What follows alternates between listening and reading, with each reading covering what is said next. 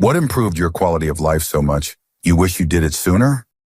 Before we start, don't forget to subscribe to the channel so you don't miss the next videos. I wish you a pleasant viewing experience. Story 1. By learning that anxious thoughts actually don't need to be explored. I used to ruminate and obsess over my worst anxieties, fears, but all that did was teach my brain that it's a valid fear by constantly worrying about it. Now, when I have an anxious thought, I'm like, cool, bro, but you're just a thought and you have no power over me. I'm safe. And then eventually the fear, worry, obsession goes away because you're teaching your brain that it's not really a big deal after all. Answer. Anxiety loves company. It thrives on attention. Self-pity and guilt are related in the sense they let you procrastinate and make you feel good. In a sense, it makes you avoid responsibility for taking action to get out of your morass. All this happens un- or subconsciously. Once you have insight, a heavy burden lifts off yourself both mentally and physically. You are now ready for recovery. Truly, only you can liberate yourself from the mental prison of torture. Story 2. Saying no without over-explaining. Once I stopped feeling guilty for protecting my time and energy, everything got lighter. Wish I'd learned that boundary setting wasn't rude way earlier. Answer. I also don't mind being rude to people who bother me. The most obvious example is cold calls. I didn't ask you to bother me, so why do I need to be polite and say no thanks? I just hang up. Same with people who approach me on the street. I calmly say no thanks, preferably without making direct eye contact, and keep walking. I don't owe them my time or attention to beg me for money. Though in that scenario, you want to be careful not to be a male body part about it because they're standing 5 feet away. Story 3. Quitting smoking. I smoked for 46 years and quit 13 years ago. Too many negatives to list and too many positives to list. Story 4. Eliminated my debts. My disposable income jumped dramatically. Though it took years of hard work, I will never ever do that again. Answer, LOL. Had dinner with a friend recently who talked about her Tesla, her husband's Rivian, and their new vacation home, then said that she sure wished she could get her credit cards paid off. I didn't say a word, but thought I really do like my old Mazda and my paid off credit cards. No, I don't have fancy cars or a second home, but I am okay with that. Different priorities. Story 5. Remembering who you are, what you like, and what you want out of life, and not compromising yourself for the sake of others. If relationships are two individual rocks that continuously press against each other and crack each other soon enough, you won't remember the core of yourself. Slowly, you chip away at yourself to fit into someone else's life or try to fit their image of you until you don't recognize yourself or you are a shell of what you once was. That strong individual rock is just a shell or a pebble of you. So life isn't worth going through such experiences. There are other rocks out there that will fit right into and next to your rock without those hardships. Remember your core and stay true to yourself. Story 6. Listening to white noises. It ain't talked about often, but listening to white noises helps you sleep better, helps with anxieties, helps you focus more. It's just cheat code for your brain. Story 7. Realizing social media is just wrong, and I even mean Reddit sometimes, that if enough people see one video about someone's opinion, everybody then follows along and dislike whatever it was they're talking about. Story 8. Spending my money on me instead of trying to maximize investments. I'm glad I used to do that, but that phase of my life is done. Answer. I was pretty into playing options for a while, and while it was stressful, I did enjoy it. Eventually, though, the time spent to make profits wasn't really justifying the gains. I'd always put money into 401k stuff that is either SP pegged or target retirement rebalanced, but now I check that once a quarter, and that's all I pay attention to the markets anymore. Story 9. Leaving a dismissive, avoidant partner and working on my own attachment issues. Our best investment is in us. Don't abandon yourself. Story 10. Moving abroad, I used to be such a bitter jerk, but since I've moved, I've calmed down. I have money, good relationship with coworkers. Ava, just overall, I feel more optimistic. Answer. Moved with my family from Los Angeles to a small town in BC 2 years ago. I am so much more relaxed here, even though my day-to-day routine has hardly changed. One of my neighbors moved from Vancouver to here and was back visiting family a few weeks ago. I asked her how her trip was, and she said, "It made me so cranky. The big city has better food options, but is much more stressful." Story 11. Getting good with being single. It's a powerful position to be in. Now, the only people in my life are the ones I want in my life, not people I'm settling for our fear of being alone. Answer. This one resonates with me the most. Being single, once I accepted it and sat in it completely, was one of the most life-changing experiences I have had. I traveled, spent more time with family and friends, made myself gourmet meals, pampered myself, and learned, worked on new skills. I vowed to be intentional and picky about who I would enter into a new relationship with. I spent about 5 years single. I met my best friend at 40, got married, and now have a beautiful baby girl. I believe I would have missed that opportunity if I kept up the same old pattern of settling. Story 12. Daily exercise, dislike PE in school growing up. And while I did play a sport, the habit of working out never stuck with me. It wasn't until I was much older that I started working out by choice. That lead to eating better, and that lead to sleeping better, and now I generally feel better than at any other time in my life. Story 13. Make a budget, not a spreadsheet that you look at sometimes. A real, check at least once per day budget. Story 14. Getting a dog. Sucked for the first 2 months and thought I was in over my head. Now I can't imagine not having a dog. For the first time in my life, I have to care about something more than just myself, and it's changed my life completely. I was depressed most of my life, and now that I reflect on it, I started being depressed around 13 years old when my childhood dog died. I always thought it was hitting puberty and changing which caused it. Now that I have a dog as an adult, my depression symptoms have gone away. I think I just always needed a dog in my life. Story 15. I quit my customer service job. I worked from home doing it for the last 3.5 years I was and lived alone. So most days it seemed like I was never out in the world and isolating myself. Developed drinking problems that also happened while on the job. One Monday morning, I go on first break about 2 hours in. As it's coming to an end, I just begin to feel this overwhelming feeling of dread about going back into work. I think I shouldn't have to deal with this every day of my life and almost had a mental break, but I decided I won't deal with it anymore. Went right in, logged out of my computer, and hit the liquor store.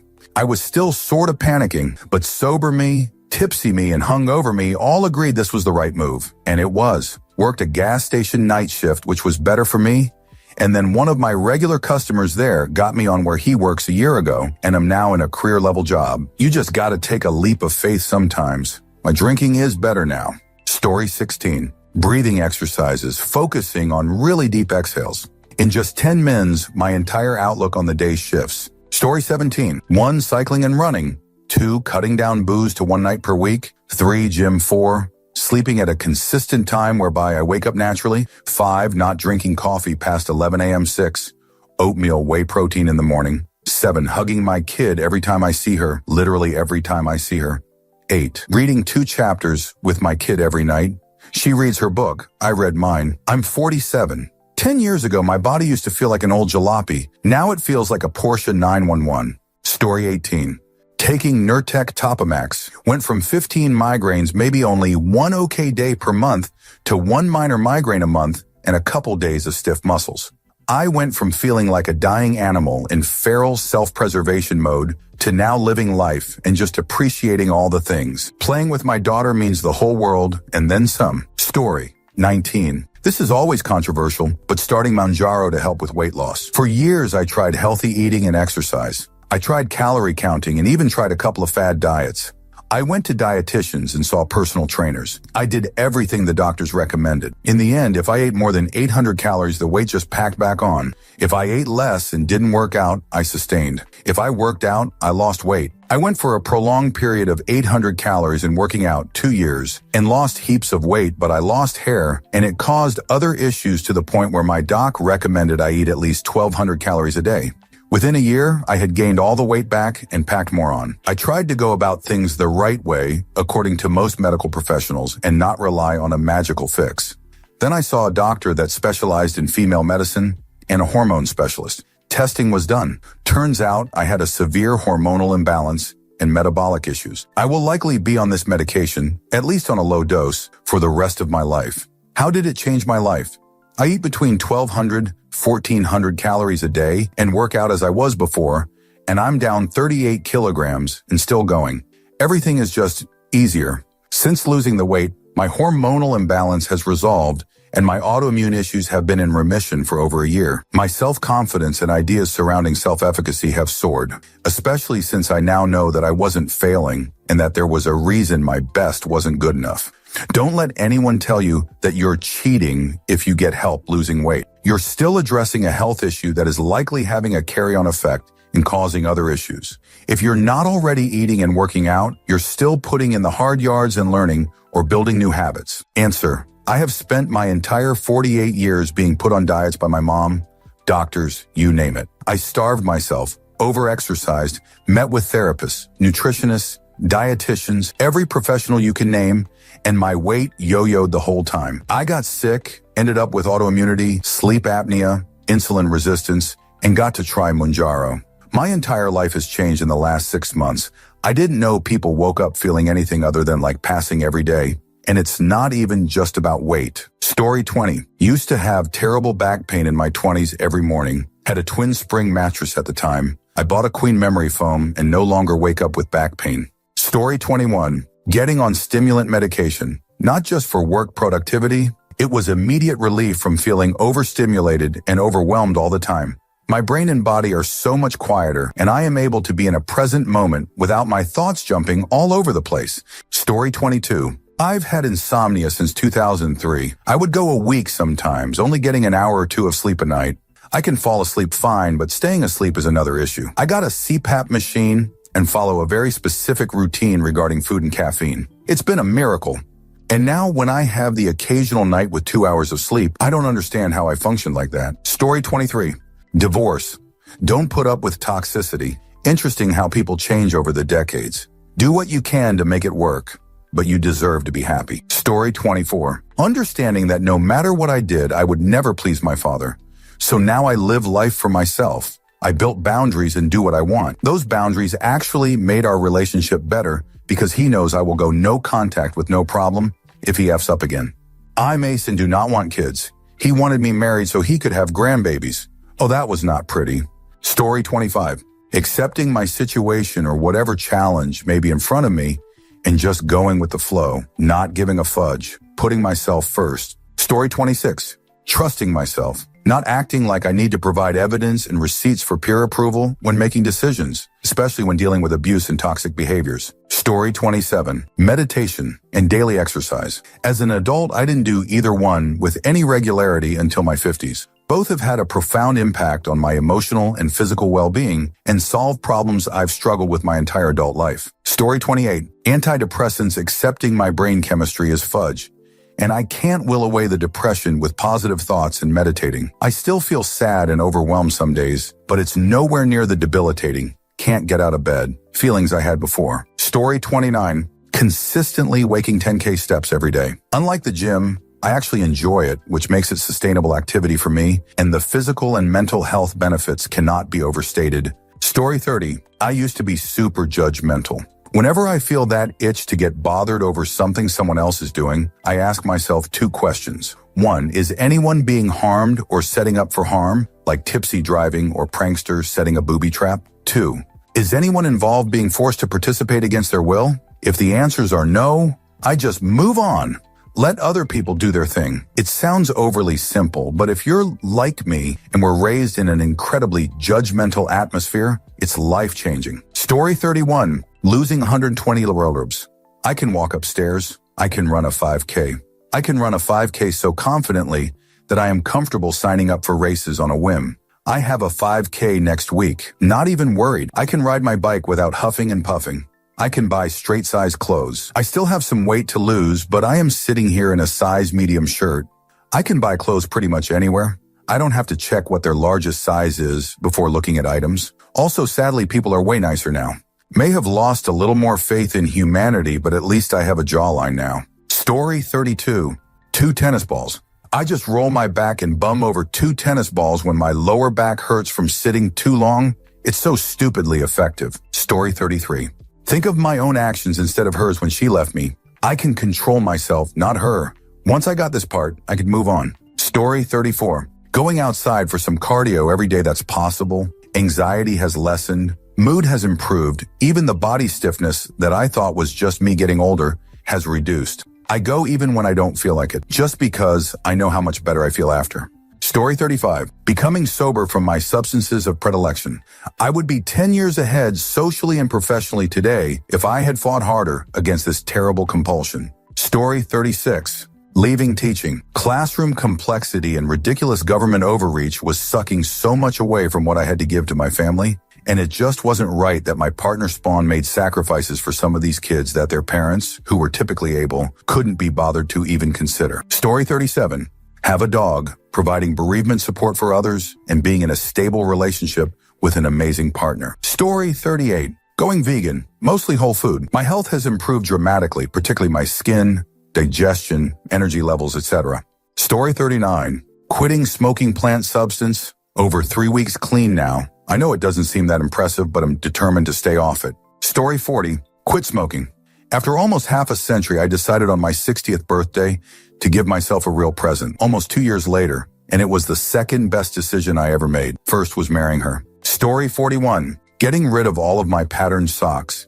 Every single one. Asked all my friends and relatives never to buy me a pair of socks again. Replaced them all with the same type and color pair of socks, in long or short depending on the weather outfit. I saved so much time and energy on sock pairing. Story 42. Letting them do what they do. Don't worry about why me or what you did wrong. People that treat others bad treat everyone they know that way. You'll be so much happier if you stick to analyzing your own life. Story 43. Finding the same routine to follow every morning. Make coffee, walk dog to lake, play Wordle and mini crossword on NYT games. Story 44. Joining a 12-step program called Adult Children of Alcoholics started me on the journey of mental health that I am still working on today. Story 45. Hey OP, quitting booze. I'm 49 and quit 18 months ago after 30 years of trying to drink myself happy. Sobriety delivers what adult beverage promises. Shout out or stop drinking. Story 46. Going to the gym. As a 29-year-old white male, I have recently been dealing with anger issues. I never really had this problem before, but my stress and anxiety about recent world events has converted this nervous mixture of emotion into anger. It really was becoming a problem. Then I started throwing heavy shoot around. God darn, it feels good. I'm more fit, more confident, and less anger and more level-headed now. I highly recommend. Story 47. 1. Prioritizing my sleep. I try to get 8 hours of sleep every night. I am happier, energetic, and more productive in my awake hours. Sacrificing sleep was only affecting my mood and my productivity. Whatever I can't get done, I don't get done. Obviously, there are situations where this doesn't apply. Overall, I get more done being awake for 16 hours. While feeling refreshed versus being awake for 18 or more hours and feeling groggy. 2. Cut down fast food, deep fried food, sugar, junk food, etc. I still indulge, however, in moderation. I have more energy and my mood is better. I don't do any crazy diets or anything, just try to eat whole foods versus fast food. 3. Starting the day with a healthy breakfast. I feel good throughout the day. 4. Cutting down adult beverage consumption. 5. Deleting most social media. No longer wasting my life scrolling and comparing my life to others. I struggled with depression and anxiety. These things really help. Story 48. Not giving a darn about what family thinks, demands, or expects of me. Live your own life. Don't live it the way others say you should. Story 49. Buying a dishwasher. I used to always be dreading doing the dishes or feeling anxious because I was avoiding doing the dishes or not cooking because it would create dishes. I am now free from dealing with washing dishes. Story 50. Stopping drinking. One of the best things I ever did, absolutely no good for you at all. Fudge with your development, messes up your hormones, damages your brain and body.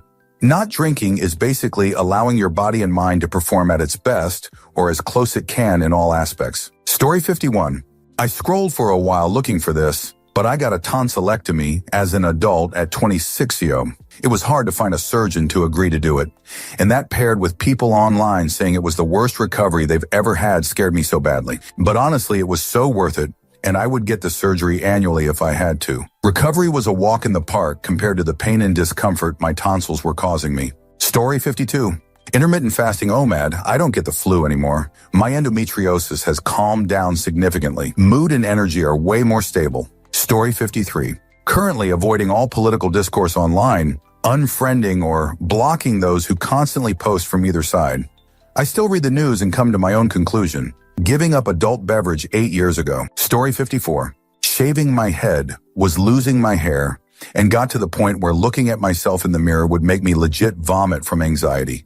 I suffer from pretty bad anxiety problems overall, so it didn't help. Seeing the patches and bare bits of skin just induced irrational panic whenever I saw it. Didn't help that I was also in my early 20s when it started unexpectedly. I grew it out for a few years because I was so scared of getting a haircut because it meant I had to look at myself. Irrational?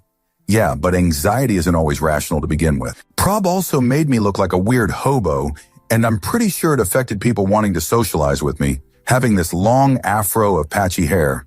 It also had to be washed frequently because it would get dirty and oily quickly, which was extremely uncomfortable for me because I could feel the oils on my face, back, and shoulders.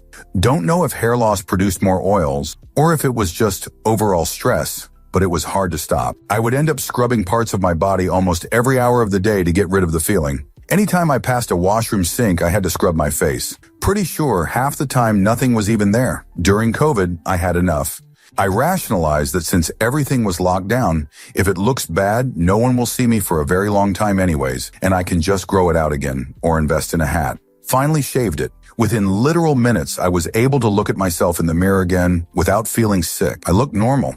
No gross patches, didn't feel oily anymore or uncomfortable, and I just saw my normal face. Story 55. Stopped listening to conservatives tell me how to live and what choices to make, and stopped letting them tell me who is evil and who is good. Story 56. Cut back on drinking. I still do it, but maybe just 1 or 2 with dinner now. Not having hangovers means no partied too hard days because I made bad decisions. Story 57. Walking to work and do reading on the way. It's for the most part a park walk with a bike every now and then. Story 58. Focusing on eating healthy and physical activity. Nowhere near as disciplined as I need to be, but miles ahead of what I was. Story 59. 1. Quitting adult beverage. 2. Not lying about stuff. 3. Going to eating disorder treatment. 4. Working out 5 to 6 days a week. 5. Taking a quiet walk every day. The first 20 years of my life were developing coping mechanisms, addictions, and the next 20 years was recovering, returning to my natural state and self-worth. Wish I could have expedited that a bit. Story 60. Buying quality instead of what's cheapest. I know this doesn't work for a lot of people, but if you spend 100 on shoes that last a few years instead of 20 on a pair that fall apart in a few months, you save money in the long run. Story 61. I just got a rhinoplasty to fix my deviated septum, and holy cow, I had done this years ago. I can actually smell things. I don't snore, my breath doesn't stink. It's nuts that I just normalized to all of that since it had been that way for so long. Story 62. Yoga, it's definitely not a catch-all, but my body hurts less. It also makes it a lot easier to manage depression. Story 63. Quitting social media, Facebook and the like. If I didn't like you in high school, then I don't care about your fake life now. Changed my mental well-being and life in general.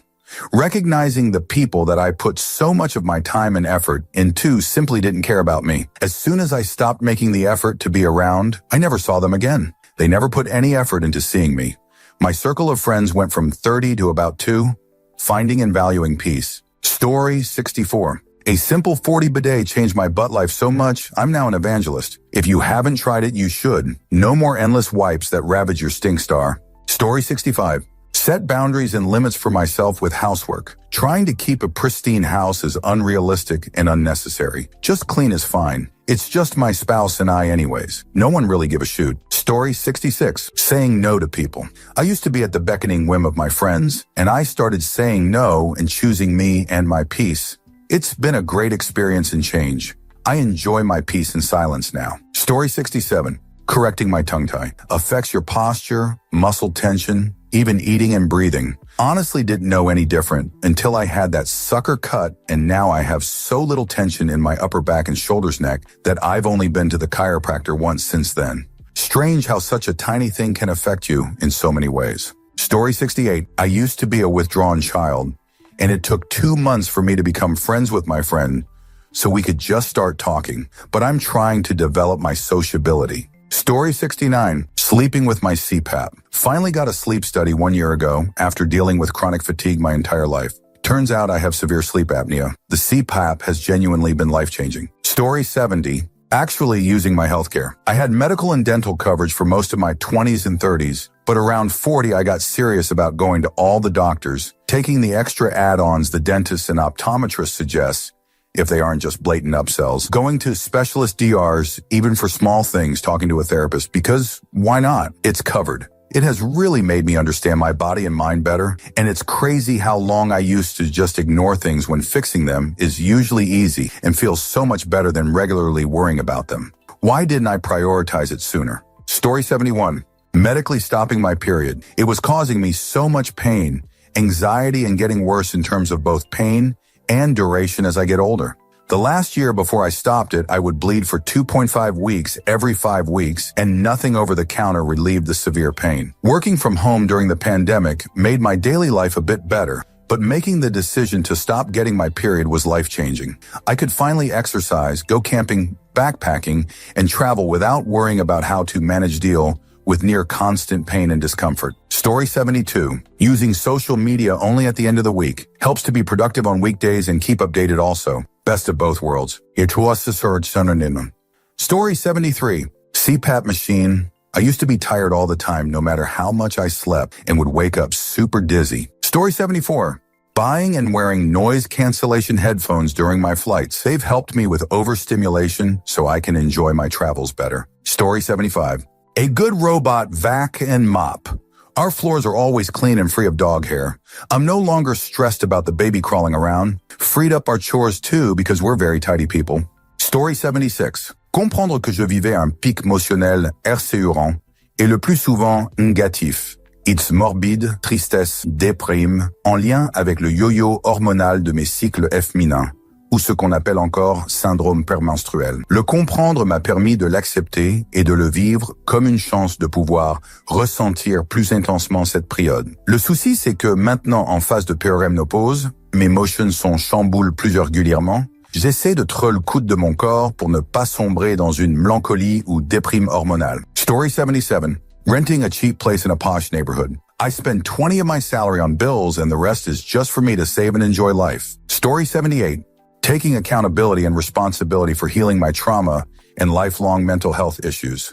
Really getting intellectual about what helps, hinders, and works. I've overcome my chronic pain disorder and eat well and whole foods. I forgotten what it was like not to want to die most of the time. Still on meds, but I track symptoms and don't just do what the doctor orders. Story 79. Consistent exercise. I was a gym rat for the latter part of my 20s and early 30s until COVID hit and my gym closed their doors. I stopped lifting for 2 years and didn't realize how shoot I was feeling until I started exercising again. I was forced into PT for a back issue and it grew from there, and realized how much better everything felt. I have a few herniations in my lower back and neck, and when I don't lift, they get way more symptomatic, so I'm keeping them at bay by exercising like a nut. Story 80. Honestly, I'm a big B-day guy now. I'll hold it in until I'm in pain to make sure I use the upstairs bathroom. Story 81. Seeing a therapist, a nutrition, and working out lead me to making better decisions with more clarity and helped me leave an awful job. Story 82. Electric lawnmower. I've fought my gas stuff for years. Wish I had switched sooner. Also, passive car entry. I had it on my GX and I miss it on my JT. I thought I wouldn't miss it. I miss it. Story 83. Stop smoking made a huge difference in my life. Not coughing all the time. I get sick way less than in used to, and saving a ton of money. Story 84. Start saying no more often. Picking up extra shifts. Going out of my way for someone who won't return the favor. Lending money, nada. Story 85. New caster wheels for my office chair. You can get rubber ones which are silent and offer a better glide at your desk. You can also throw out the mat if you have hardwood. Story 86. Proper dieting. I have IBS. My first few months were a constant stomach ache. Went to a doctor, reduced all the foods that were causing flare-ups, and took B12 supplements. My life is so much better now. Story 87. Stopped lending money, stopped helping out those that do not deserve. Started paying attention to the money fitness. Life's getting better. Story 88. Having a long-term goal. Basically, I didn't have any goals in life until I was about 24. When I finally decided on something to focus towards, everything else got sorted out as a side effect. Before, I was single, renting one room in a clapped-out old house, working in a factory. Now I'm married, own a home, have a couple investments, and run 2 businesses. If I had just settled on a goal 10 years earlier, I'd be halfway to retirement by now. It doesn't actually matter too much what your goal is. Within reason, of course. You have to have something big which you're working towards, because that will force you to get other things sorted out on the way. So even if you don't reach your goal, those side effects will be worth it. Story 89. Ditching our car and cycling everywhere. I'm not saying it's feasible for everyone, but boy, it did me a lot of good. Story 90. Sleep, exercise, and cleaning my diet by far. They also say deleting most social media and actively making plans with friends as well to go out more. Story 91. Can anyone recommend any books or podcasts on how to force yourself to not give a fudge? I need to give less fudge. When I'm giving less fudge, I'm happier. Story 92. Getting out of a toxic relationship and into a healthy relationship. A relationship should make both, or more, of you better people than you can each be on your own. If both or one of you is worse off because of the relationship, then the relationship will eventually fail. Story 93. Remember that we are all only a phone call away from a diagnosis that's going to give you 6 more months to live. Save wisely, but don't stop living because of it. Story 94. An office chair that's fired to my height and with lumbar support. Haven't got back pain since. While before I couldn't remember last day I got up in the morning without pain. Story 95. Quitting vaping nicotine. It turns out all of those sleep problems I've been having for years, waking up at 4 a.m. or earlier and not being able to fall back asleep, were caused by my nicotine abuse. Story 96. Asking to move to a quieter part of the office. Not listening to machinery noise for 8 hours a day has massively improved my mental health. Story 97. Absolutely. When it came to extended family commitments, aunts, uncles, cousins, I stopped bending over backwards to be at their events and gatherings. 20 years ago, I moved 45 miles away from most family due to affordability. In that time, most of my family has only visited once or twice because it was too far. They missed my 4 kids grow up. No one came to 18th or 21st birthdays, graduation, baby showers, grandkids' B-days, or even moving out of state farewell gatherings. Yet for the first 10 to 15 years, we went to everything else for everyone else. About 5-7 years ago, I set the boundary of, if you don't support my kids and family, I am not going out of the way for yours. I was fitting everyone else in that didn't give AF about my peeps. For work, I cut back on outside hour work. I am in a line of work that never shuts off, mortgage lending. I no longer work past 6 p.m. Previously, I had no boundaries and often worked until 9 p.m. Now, after 6 p.m. is my time. I also work weekends. I now work Saturday as needed and never work Sunday, even if I lose business. I am now at peace with it. For friends, I no longer commit to an event that is forcing a visit. If it does not fit our plans, I pass and attend the next gathering. It is not that I don't want to go, but if it makes my life harder than needed to please others, I pass. I hope that helps. Story 98. Buying a king-size bed for me and my SO. Having room to sleep without crowding each other improves sleep quality for both of us. Story 99. I had no idea I had sleep apnea. Just thought I was getting older, worn down with life stuff, kids, job, etc. While annoying at first, a CPAP dramatically improved how rested I feel after sleep. I feel more rested after 6 hours than I used to after 9. Story 100. Sleeping early. Starting the day early feels so good and it feels so long. I wish I could get my old sleep schedule back, yet I am destined to be a night owl. Story 101. Got rid of my TV and social media. Go outside and enjoy your life instead of constant brainless time wasting. I didn't realize how irritating social media and TV is until I got rid of it. Can't stand it now. Not even in the background. Story 102. It's so stupid, but I did the free trial of Blue Chew to help combat my ED, and now my wife enjoys intimacy again. Story 103. Learning more about the world in terms of history, philosophy, and artistic works from the past, it really puts everything into perspective and makes the idea of not giving a fudge makes a lot more sense as it lets you focus on what you actually give a fudge about. Story 104. Moving out of my parents' home and deleting Instagram. The former helped me get out of my childhood regressive behaviors, made me better at conflict management. The latter has too many positives to list, lol. Story 105. Getting tested for sleep apnea. Getting diagnosed at 28 was a shock, but I feel like a new person now. Story 106. Comfy desk chair. I, 25F, relatively slender, bought a big and tall chair made by Serta, and it's so comfortable it might as well be a recliner. Perfect for my WFH desk job. Story 107. Getting sober after a 10-year battle with adult beverage. Day 80 today. I feel like a superhero and starting to look like one too. Story 108. Was going to say moving to Europe. In some ways it does, as it's great for mental health. Sometimes if you can live with working for peanuts. But in other ways, it's bad as my health has gone worse as I age, as I don't have easy access to docs here, and the system is screwed. Story 109. Motivating teammates while gaming, or being positive to others in general. I would usually play Rocket League to relax after work, but sometimes you just run into shoot teammates that say the worst stuff every time you make a mistake. So I made it a point to not only be nice, but to be encouraging and easy going around weaker teammates, and you wouldn't believe it. They actually end up playing a lot better. My mood always skyrockets during such sessions. Story 110. CrossFit quitting adult beverage, earplugs and white noise while sleeping, going to sleep and waking up at the same time every day, being nice to myself. Story 111. Not being so hard on myself. I grew up with parents that always focused on the bad without celebrating the good, which left me with a deep sense of inadequacy. While growing up and moving through the world, talking to people, observing others fudge up, I realized that it's not the end of the world to fail at stuff. Just try to learn from it and either move on or try again. Story 112. Saw me when getting medicated for ADHD and anxiety, which lead to not overthinking and catastrophizing interactions at work. I no longer stress about what people mean when they say things, reading between the lines. I only respond to what they say directly to me. Nothing else is important. If it's important, it's spoken openly and directly. The toxicity level at this office is the worst I've ever experienced, but the strategy I just described has improved my daily work life immensely. People with this level of immaturity and insecurity are too cowardly to openly act on their negativity. By not mentally engaging on that level with them, it removes a big chunk of stuff that used to make my days worse. Story 113. Treatment for heartburn reflux. Stop eating antacid and get some real help if you have those symptoms. Story 114. Eating healthier.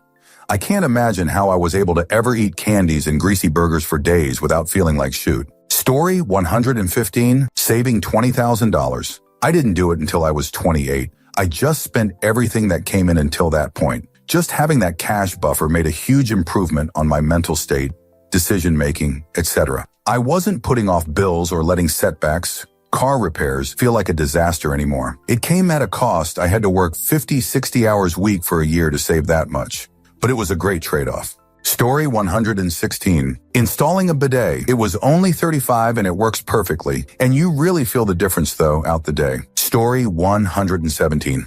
Built up investment account to live off dividends for 2 to 3 months, to quit toxic job, and find a more enjoyable one that also allows me to spend more time with my young son. It's not living on the beach drink in hand, never work ags and stuff, just enough to pay my bills and give myself time to correct my mental physical health and find something much better, even it's a little pay cut from previous job. Story 118. I started writing reflections on how I felt about things, rather than keeping it all in. It helps get my thoughts out, and as an introvert, it helped me over time to learn how to express what I want to say. Story 119. Stop drinking Diet Coke. I used to go through like a 6-pack a day. I got so many cavities and ate too much candy. I wished I never had started. Story 120. Realizing that trying to tough it out while trying to sleep through summer heat wasn't doing me any favors. I wouldn't use the AC in my home because it was so expensive, but I was waking up every 2 hours and had to stand outside while drinking bottled water from the fridge to cool off. I figured it was worth it if I was saving $100 every electric bill. Story 121. Apologizing rather than being stubborn. I've struggled with anger management since I was a child, and I've learned it's much easier to apologize than to ruin damaged relationships. Answer, and even if you're not wrong, just owning your part in any misunderstanding. I started a meeting today with I apologize that I came across as making a unilateral decision without consulting anyone else. I worded my statement poorly.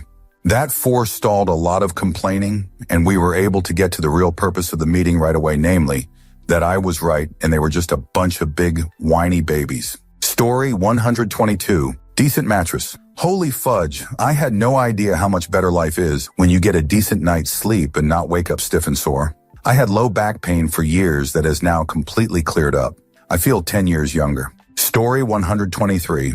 A Roomba I found at Goodwill. I am so confused why nobody is raving about their Roomba, and I realize most people with one that I know have money. My Roomba has saved me so much maintenance time as a single, full-time working parent. I cannot explain how grateful I am for it. My cat and daughter always end up having little specks around the house, and I have to do a full vacuum sweep every weekend. Turning the Roomba on every day has drastically reduced that and makes my house feel cleaner. Answer, I tell my robot I love him every day. I have 3 small kids and I wanted to vacuum every day, but by the time I got the floor picked up in one room and went to pick up the next room, my kids made a mess again in the first room. So I could never do the whole house in one trip. Now I clean one room and push the button on my Roomba, and it's being vacuumed while I pick up the next room. We are a lovely team. I see my Roomba as essential, just like a washing machine or dishwasher. I could live without it, but I do not want to. Story 124. I stopped caring about what people thought about me if I said no. I used to feel a lot of pressure to go out, to help people out, etc. And finally realized that when the shoe was on the other foot, people had no issue saying no to me. It took a huge weight off my shoulders.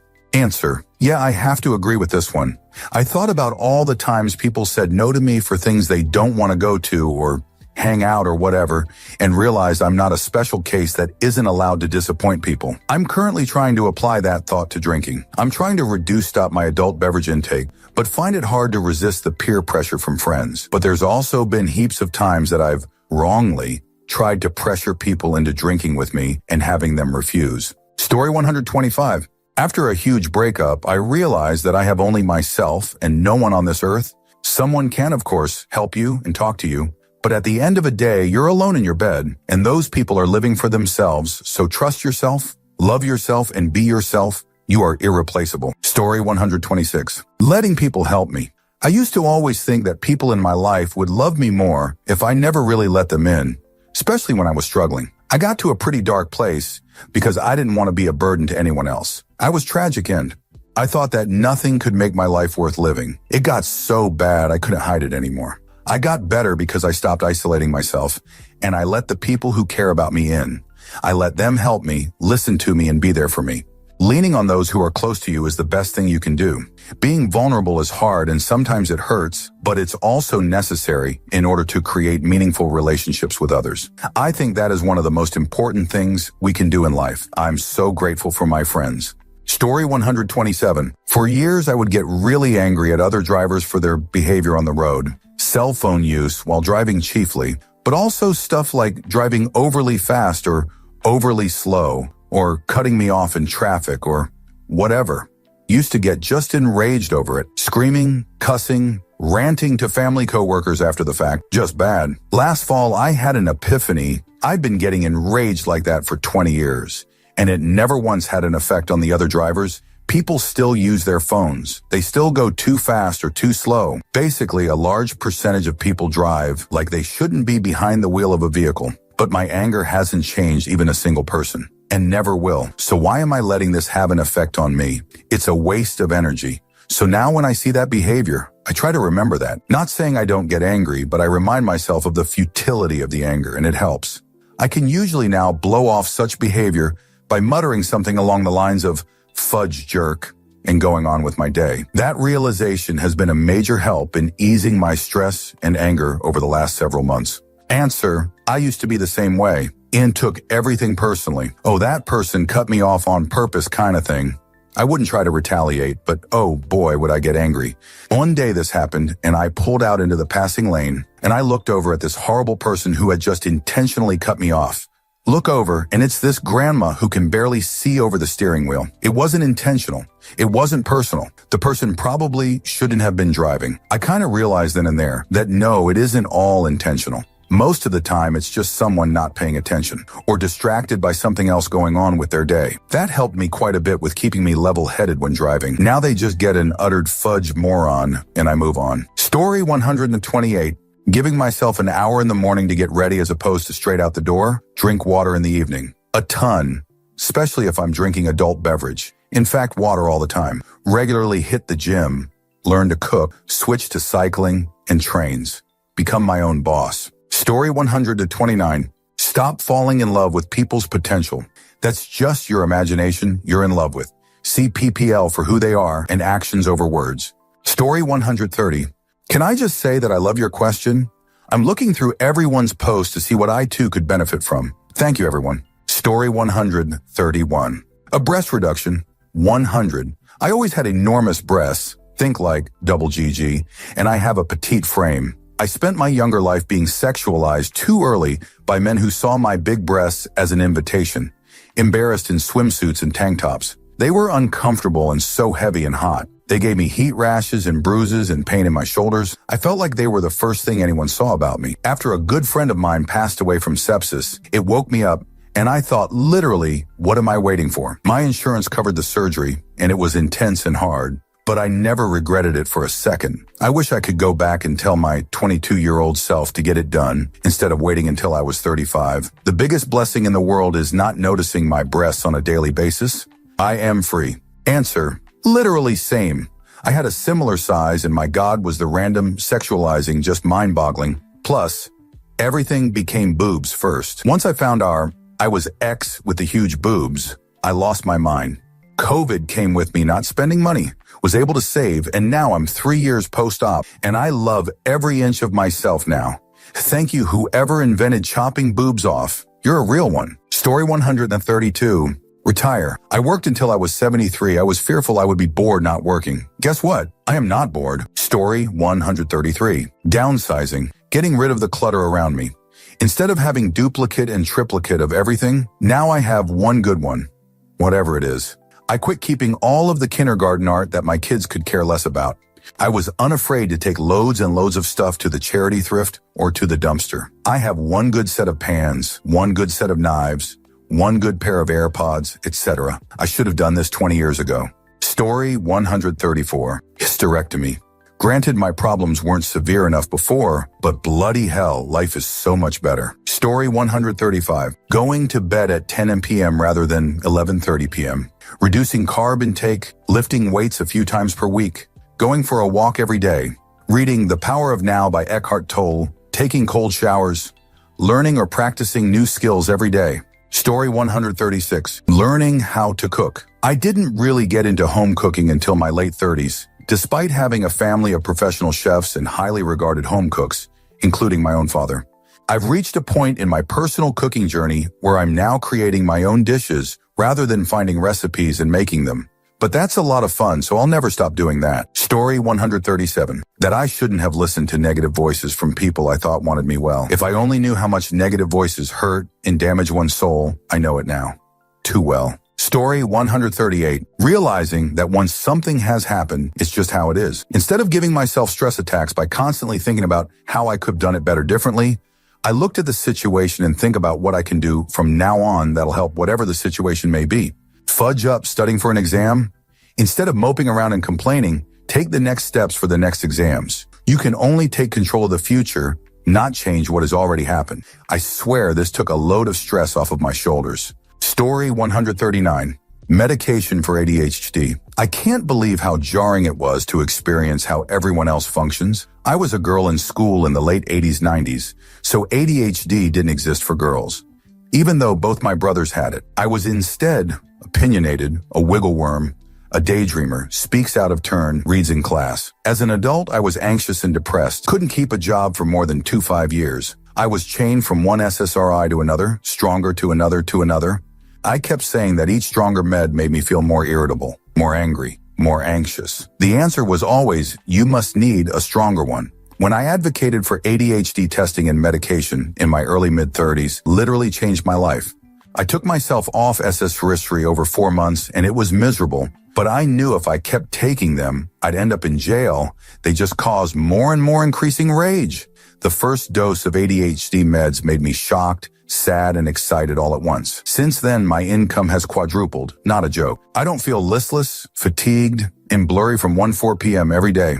I'm not depressed at all, whatsoever, unless I stop taking my infant-sized dose of Adderall, TNMG, steady for 7 years, so I don't want to hear about Adderall addiction, pulse, and thanks. I can do the boring, unrewarding tasks without a second thought. I don't have manic rebirths of my entire furniture layout, calendar, and schedule every few months as an attempt to strategize myself in a new exciting productivity state. My goodness, so many issues mislabeled. Answer. Thanks for sharing. This makes me feel things. What led to you seeking an ADHD assessment? Research? Was it suggested to you by someone else? I'm 28, have taken many antidepressants, had many therapists, many misdiagnoses, and still struggle with feeling listless, being underemployed, disorganized, chronically unfulfilled, and uninitiated. I don't really know what to do anymore.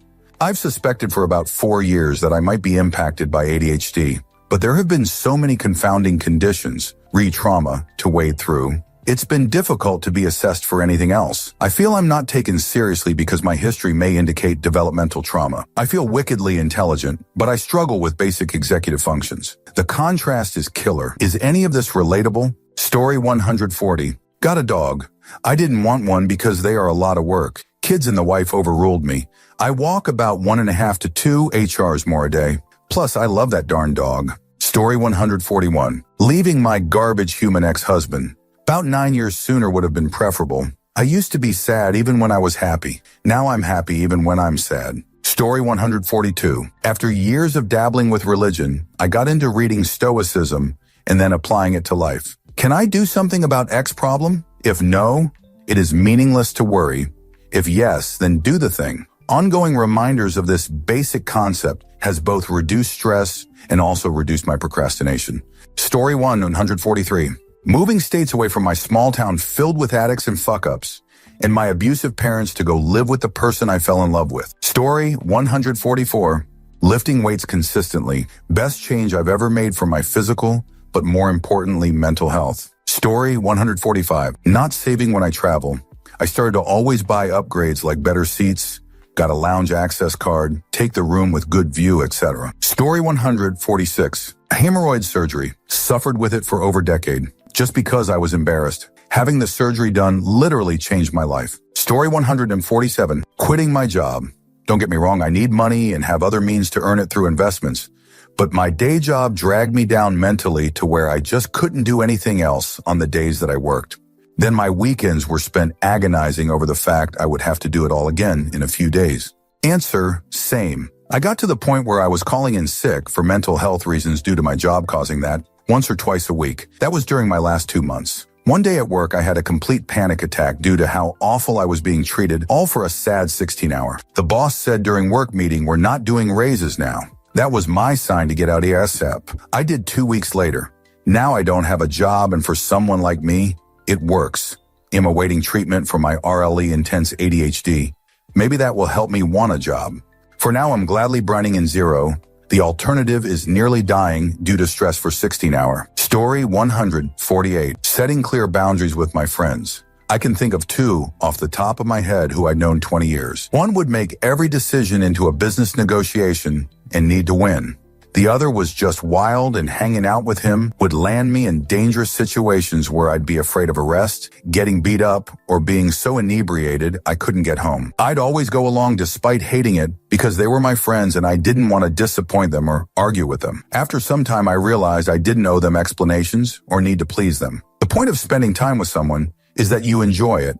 And if it stops being enjoyable, you can advocate for yourself or bail. Your history doesn't obligate you to accommodate for its own sake. So I started either saying no to things or unapologetically pushing for things I wanted. It put a strain on our friendships. Stopped talking to first guy and low contact was second, but did wonders for my mental health. I'm sad our friendships didn't endure, but that wasn't a reason to go along. To give an example, first guy was visiting, and I made time to see him. We made plans, and I explained I had to leave by a certain time because I had work in the morning. He kept trying to change plans on the fly as things struck his fancy, and then tried to negotiate how late I can stay out. For example, some restaurant he thought of was better than what we agreed to, even though it was an hour out of my way, but according to him, I could just pay for a taxi instead of taking the train. Eventually, I told him that I wanted to stick to the original plan or find another place nearby because the flip side was an extra 2 hours to my commute or like $100 for a taxi. When went to press the issue, I told him I don't negotiate with terrorists. Story 149. Divorce.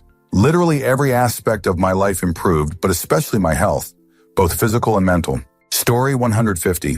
Working multiple part-time jobs instead of one full-time job. Although I love my full-time job, I sometimes wanted to scream from having to sit in one place and do the same thing 8 hours a day, 5 days a week. Yes, I have ADHD. Now I do 4 jobs. My old office job around once a week, remote freelance tour shifts, an unpredictable gig once or twice per month, 1 400-hour shifts, a restaurant job twice a week, 6er shifts, and a reception job 3 days a week, 4 5-hour shifts. Currently, no job exceeds 14 hours per week, but altogether I'm making nearly twice what I made at my full-time job while working fewer hours. I'm never bored, always stimulated, and my work is higher quality as a result. Plus, I have more time to work on my own projects and pursue my passions. Story 151.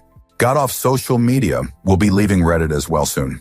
I don't need to know everything that's happening around me or what's happening in the world at all times. In fact, I don't care to know. I deleted everything, and my mental health was better within a week. My whole life was overall more productive, successful, TBH. Answer, I used to only follow friends and people I knew on social media. So not really the same as Reddit, but by not using Facebook, Instagram, Twitter, etc. anymore, it's also a lot more interesting to meet friends.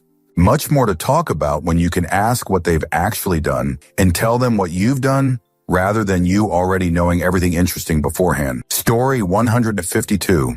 Cold showers. You need to wake up quick and feel like Goku for a little while? Take a cold shower. You struggle with diagnosed depression like me?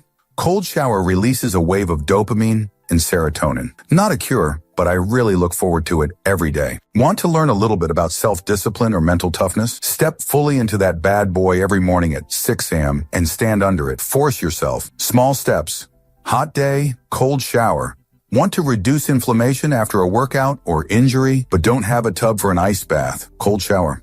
Need to increase circulation? Cold shower. Strengthen your immune system by creating more white blood cells? Cold shower. Want to increase your metabolism?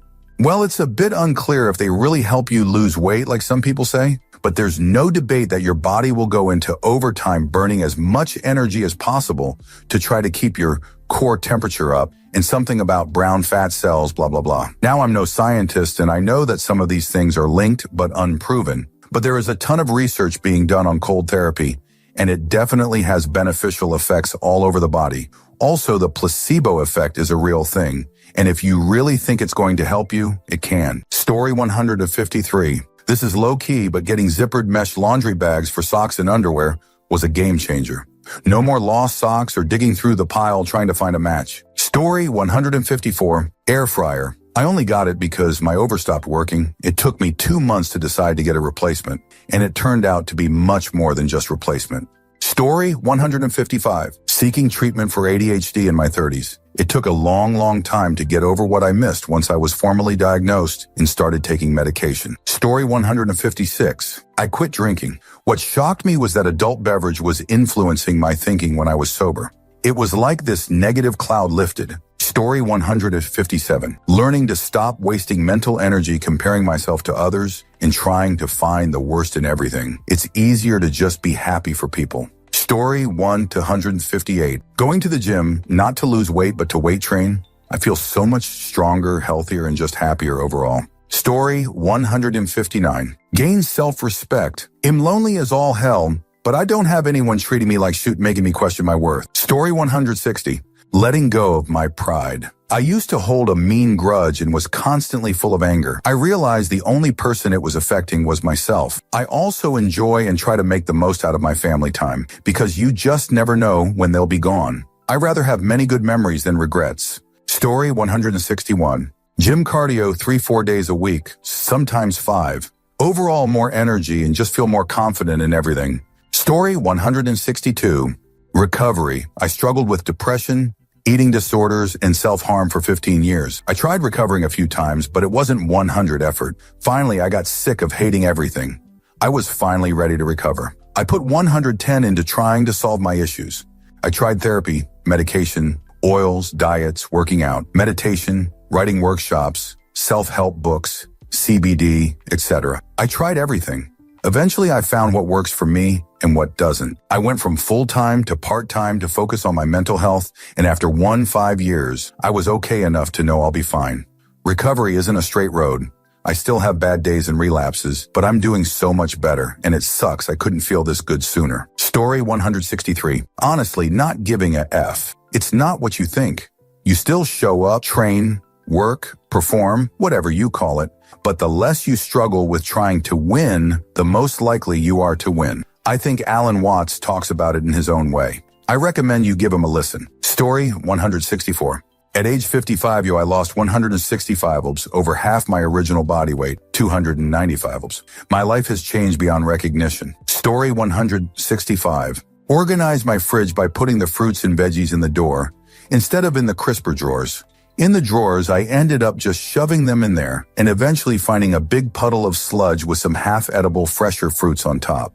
Lots of extra time was spent taking out the drawers and washing them in the sink. Having them in the door makes me look them in the eye and know exactly when they need to be thrown away because fruits and veggies aren't supposed to grow eyes. Story 166. Changing our surname from a stereotypical Jewish name to a bland English one. Sometimes anti-Semitism looks like swastikas spray painted on your driveway and your kid being subjected to passing threats, and it's the bleeding obvious. Sometimes it looks like a 4-6-month job hunt after a layoff when the rest of your team only needed a couple weeks and getting the absolute lowest end of the pay range when you finally do get hired. And you don't know, anti-Semitism was probably the culprit until the first layoff after the name change. And with no changes to your skills or the job market, your 6-day job search lands you a 100 remote position with a 50 raise. If I had known, it would have been my 18th birthday present to myself. Story 167. Ad blockers. I got to 39 never using one until a whole screen covering McDonald's hyperlink ad kept blocking my clicks in the Elden Ring wiki and gave me no choice. Now my computer runs super fast because there aren't 24 video ads trying to play all at once in the background. I should have done this much sooner. Story 168. Shrinking my circle of friends. It was unintentional, but the last few years really changed people emo. Things they would not have cared about are now priority one, probably by design. Anyways, I never realized how much energy I was wasting on keeping acquaintanceships alive. That and deleting my social media accounts. Story 169. Opioid replacement therapy. I used to go to bed every night not knowing if I'd wake up, homeless, with police charges out my jerk. Now I have a full-time job, house sharing, and no issues with the law. Story 170. Getting a hysterectomy. I always wanted to do it sooner, but according to doctors, I might want children someday. No, I won't. But what I did want is to not be bleeding so much I was anemic and to no longer be in dire, crippling pain all the time. Getting that fibroid-ridden bastard removed was the best thing I've ever done for myself. Story 171. Quitting drinking. I did a lot of drinking and partying in my early to late 20s. Within a week of quitting, I felt so much better. Haven't had a drink in over 8 years. Story 172. Discovering the concept of early retirement and applying some frugality to my routine. Not sure I'll early retire, but I have no money stressing. Story 173. Cliché as it sounds, going NC with my abusive ex-family. It did not magically solve everything, but the amount of things that have gotten significantly better since then is ridiculous. Like, even my digestion changed. I have never looked back. That doesn't resolve the existing trauma, but FCKK me. It stops adding to it. Story 174. Moving to FL out of the Midwest cold weather. I'm finally happy and losing weight. Being able to walk on the beach whenever I want just does wonders for my soul. Story 175. Volunteered at a pet rescue, then adopted a dog that was labeled unadoptable, aggression issues. I knew the aggression issues would be okay with me because I knew her. They were gonna put her down, so I adopted. I love this dog like I have never loved anyone. She has enriched my life more than I can convey. I became a dog lover 20 years before I adopted her, and it was all the experience with many dogs that helped me understand her needs and triggers. Volunteer. The experience just happens. The right one will come along, and they will choose you. Story 176. Good sleep, running 3 times a week, and lots of veg. I'm now pregnant, have an aversion to vegetables, and cannot run much because I'm so tired and it's honestly hard. Story 177. Taking elderberry gummies. No joke. First time I could breathe through my nose without downing Mucinex and hot sauce in years. Story 178. The day I stopped giving the slightest of fudge about what others thought or said, especially what they thought or said about me, life improved 10-0-0. Story 179. This sound dumb, but getting loop earplugs, this sounds like an ad on the phone. I have sensitivity to loud noises, and loop earplugs just help so much. I get less overstimulated and overwhelmed now, which is great. I have loop engage and loop quiet, and I love them. They were kind of expensive, but, it's worth it. Especially when you go to a boarding school and your dorm mates snore lol. Story 180. Getting rid of Facebook and Instagram, and picking up a paintbrush, learning to sew, and growing my own food. Thank you for watching the video all the way to the end. If you'd like to see more content like this, you might be interested to know that I've created another channel with a similar theme, especially for those of you who enjoy what I do. I'll leave a link in the description, and I hope to see you there. Take care.